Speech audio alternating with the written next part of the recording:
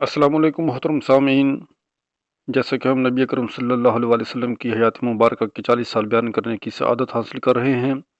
محترم سامعین، اگر آپ ہمارے چینل میں نئے آئے ہیں یا ابھی تک آپ نے ہمارے چینل کو سبسکرائب نہیں کیا تو برائے مہربانی آپ ہمارے چینل کو سبسکرائب کیجیے اور بیل آئیکن کو دبا دیں تاکہ ہر نئی ویڈیو آپ کو آسانی سے مل سکے۔ محترم سامعین، آج کی اس ویڈیو میں ہم نبی اکرم صلی اللہ علیہ وسلم کی جفا کشی کی زندگی بیان کریں گے اور حضرت خدیجہ رضی اللہ عنہا سے شادی کا بیان کریں گے۔ محترم سامعین، عنفان شباب میں رسول اللہ صلی اللہ علیہ وسلم کا کوئی معین کام نہ تھا، البتہ یہ خبر متواتر ہے کہ آپ بکریاں چرایا کرتے تھے۔ آپ صلی اللہ علیہ وسلم نے بنی سعد کی بکریاں چرائیں اور مکہ میں بھی اہل مکہ کی بکریاں چند قرات کے عوض چراتے رہے۔ 25 سال کی عمر ہوئی تو حضرت خدیجہ رضی اللہ عنہا کا مال لے کر تجارت کے لیے ملک شام تشریف لے گئے، اور ابن اسحاق کا بیان ہے کہ خدیجہ بنت خویلد ایک معزز مالدار اور تاجر خاتون تھیں۔ لوگوں کو اپنا مال تجارت کے لیے دیتی تھیں اور مزاربت کے اصول پر ایک حصہ طے کر لیتی تھیں۔ پھر پورا قبیلہ قریشی تاجر پیشہ تھا۔ جب انہیں رسول اللہ صلی اللہ علیہ وسلم کی راست گوئی، امانت اور مکارم اخلاق کا علم ہوا تو انہوں نے ایک پیغام کے ذریعے پیشکش کی کہ آپ ان کا مال لے کر تجارت کے لیے ان کے غلام میسرہ کے ساتھ ملک شام تشریف لے جائیں۔ وہ دوسرے تاجروں کو کچھ دے دیتی ہیں، اس سے بہتر اجرت آپ کو دیں گی۔ آپ صلی اللہ علیہ وسلم نے یہ پیشکش قبول کر لی اور ان کا مال لے کر ان کے غلام میسرہ کے ساتھ ملک شام تشریف لے گئے۔ حضرت خدیجہ رضی اللہ عنہا سے شادی۔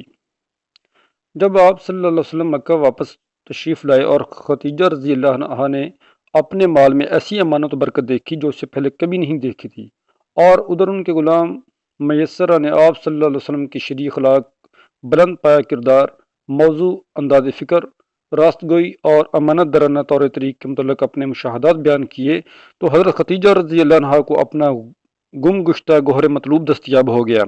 اس سے پہلے وہ بڑے بڑے سردار اور رئیس ان سے شادی کے خواہاں تھے، لیکن انہوں نے کسی کا پیغام منظور نہ کیا۔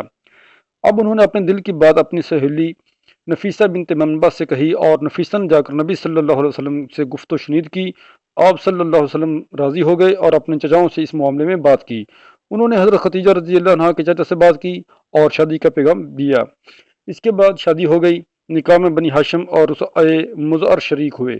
یہ ملک شام سے واپسی کے 2 مہینے بعد کی بات ہے۔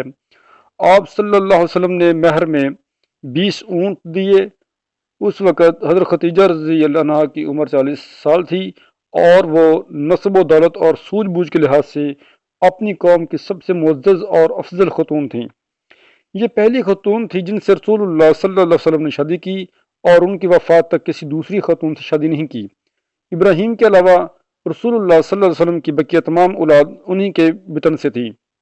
سب سے پہلے قاسم پیدا ہوئے اور انہی کے نام پر آپ صلی اللہ علیہ وسلم کی کنیت ابو القاسم پڑی۔ پھر زینب، رقیہ، ام کلثوم، فاطمہ رضی اللہ عنہا اور عبداللہ پیدا ہوئے۔ عبداللہ کا لقب طیب اور طاہر تھا۔ آپ صلی اللہ علیہ وسلم کے سب بچے بچپن ہی میں انتقال کر گئے، البتہ بچیوں میں سے ہر ایک نے اسلام کا زمانہ پایا، مسلمان ہوئیں اور ہجرت کے شرف سے مشرف ہوئیں۔ لیکن حضرت فاطمہ رضی اللہ عنہا کے سوا باقی سب کا انتقال آپ صلی اللہ علیہ وسلم کی زندگی ہی میں ہو گیا۔ حضرت فاطمہ کی وفات آپ صلی اللہ علیہ وسلم کی رحلت کے 6 ماہ بعد ہوئی۔ دوستو، اگلی ویڈیو لے کر انشاءاللہ ضرور حاضر ہوتے ہیں۔ اس وقت تک کے لیے اجازت۔ تو انشاءاللہ اگلی ویڈیو میں ہم کعبہ کی تعمیر اور حجر اسود کے تنازع کا فیصلہ اور نبوت سے پہلے کی اجمالی سیرت بیان کریں گے۔